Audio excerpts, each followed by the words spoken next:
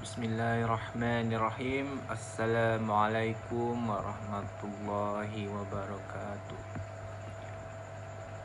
Perkenalkan, nama saya Fadli Novel. Di sini saya akan mencoba memaparkan sebuah materi tentang biografi tafsir Sya'rawi karya Al-Sya'rawi dalam mata kuliah studi kitab tafsir modern dan kontemporer. Baik, langsung saja dengan biografinya. Biografi Asy-Sya'rawi, nama lengkap dari Asy-Sya'rawi itu ialah Syekh Muhammad Mutawal Asy-Sya'rawi Al-Husain. Beliau itu adalah seorang Syekh Imam Ad-Da'iyat Al-Islam atau penyeru agama Islam. Asy-Sya'rawi dilahirkan pada kondisi Mesir dalam kekuasaan Inggris pada 16 April 1911 Masehi dan berada pada dinasti Fatimiyah. Beliau itu lahir di Mesir, tepatnya desa Dakadus, sebuah desa kecil yang terletak di Kepulauan Timur, Kecamatan Mait Gamair, Kabupaten Dakhaliyah. Pada hari Ahad tanggal 17 Kabrul Adsan 1379 Hijriah atau 16 April 1911 Masehi. Beliau itu wafat pada hari Rabu tanggal 22 Safar 1419 Hijriah atau 17 Juni 1998 Masehi dalam usia 87 tahun dan dimakamkan di daerah Dakadus.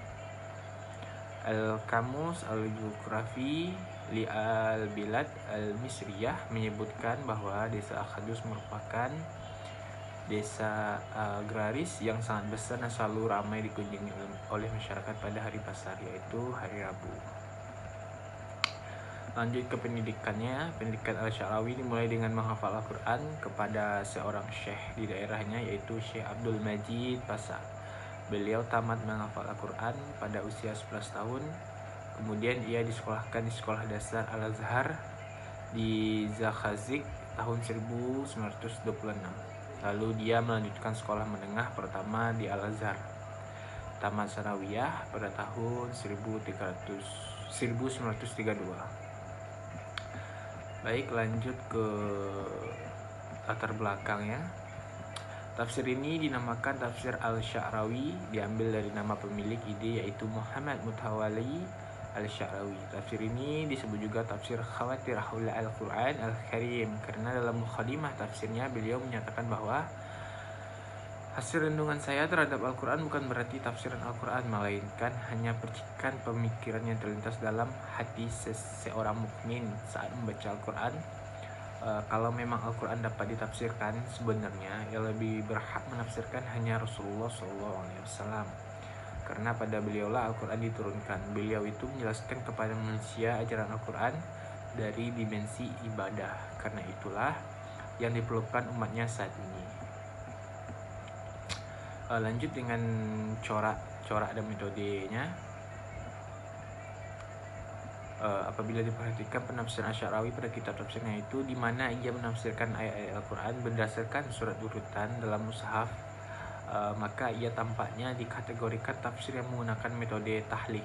Namun apabila dicermati contoh penafsiran Asy-Sya'rawi tentang turunnya Al-Quran pada Quran surat Ali Imran ayat 3 yang telah dikemukakan di atas, di mana ia mengulas satu kosakata nazzala dengan dieksplorasi ayat-ayat lain yang menggunakan kosakata tersebut. Lalu ia menjelaskan makna kosakata itu secara jelas. Kemudian ia menarik suatu konklusi pada keutuhan makna ayat tersebut.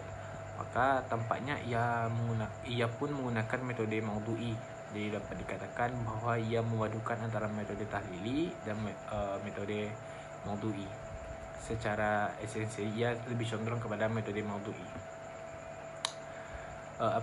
Apalagi hal itu bukan berasal dari sesama manusia, tetapi ia datang dari pencipta dan pemelihara alam semesta. Selain itu, gaya penafsiran Syekh Muhammad Mutawalli Sya'rawi cenderung kepada gaya tafsiran Ra'i, sebagaimana diterangkan sebelum ini.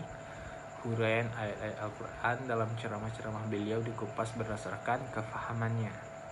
walaupun terdapat penggunaan hadis-hadis Nabi SAW ketika berinteraksi dengan penafsiran, namun yang lebih menempati perihal tersebut adalah dengan penguasaan melalui kepahamannya dan tafsirnya yang bersifat kontemporari.